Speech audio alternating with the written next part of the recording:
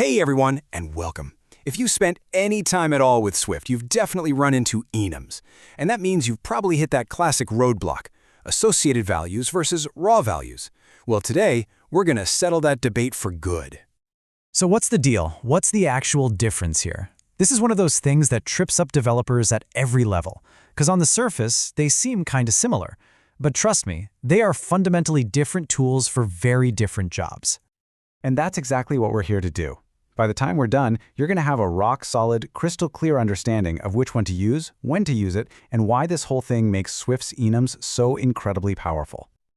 Okay, so let's dive right in. First things first, you got to appreciate that enums in Swift are not your average enum from other languages. Nope, they are on a whole other level. And this really gets to the heart of it. Unlike in, say, C or Objective-C, a Swift enum isn't just a list of names. It's a first-class type. It's this powerful container that can hold rich data, model the entire state of a system, and most importantly for us today, it lets each case hold totally different kinds of information. So let's kick things off with our first concept, associated values. And honestly, the best way to think about these as dynamic data. The magic words here are extra information and when you create it. This is key. This isn't data that's baked into the enums definition. It's information you provide on the fly at the exact moment you use one of the cases. It's totally dynamic.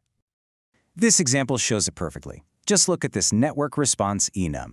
If our network call works, we use the success case and attach the string we got back from the server. But if it fails, we use the failure case, and now we're attaching totally different info, an integer for the error code and a string for the message. Different states, different data. So to sum it up, the values get attached at runtime, right when you create the instance. And this gives you incredible flexibility. It lets each case become its own custom little bucket for whatever data is relevant to that specific state. All right, now let's flip the coin and look at the other side, raw values. So if associated values are dynamic data, the perfect way to think about raw values is as fixed labels. And the keywords to lock onto here are constant and predefined. Unlike associated values, these are set in stone when you're writing the code. They are part of the enum's DNA. Take a look at this direction enum. First off, notice we declare that its raw value type is string. Then, every single case, north, south, east, and west, is given a specific, unchanging value. North will always have the raw value of n. It's fixed. It's predictable. So the big takeaway here is that the values are defined upfront. Every single case has to have the exact same type, in this case, a string. And what this does is give each case a constant, reliable identity. It's perfect for things like serializing to JSON or storing in a database. Okay, so we've seen them both on their own. Now, for the main event. Let's put them head-to-head to really, truly lock in the differences. This table just lays it all out, nice and clean. Let's walk through it. When are they defined? Associated values are defined at runtime, when you make an instance. Raw values, they're defined at compile time, when you write the enum. What about flexibility? Associated values are super flexible, different data types for each case. Raw values are rigid. All cases have to share the same type. And their purpose? Associated values are all about storing extra runtime data, while raw values are about providing a static, constant label. Dynamic versus static. Simple as that. Look, if you remember just one thing from all this, make it this right here. It's the simplest way to think about it. Associated values, they're for carrying around dynamic extra data.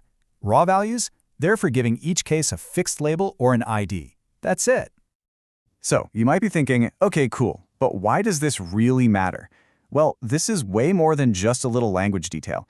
Understanding this distinction has a huge impact on how you write clean, safe, and really powerful Swift code.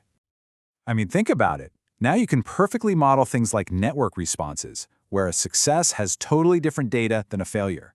You can manage complex app states, like loading, loaded, or error, where each one has its own relevant info.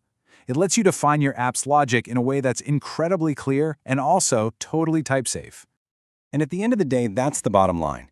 It's the combination of these two features, when you know how to use them correctly, that makes Swift enums one of the most powerful tools in a developer's toolbox. So the next time you're about to build a new feature, just stop and think about all the different states it can be in, because now you have the full power of Swift enums at your fingertips.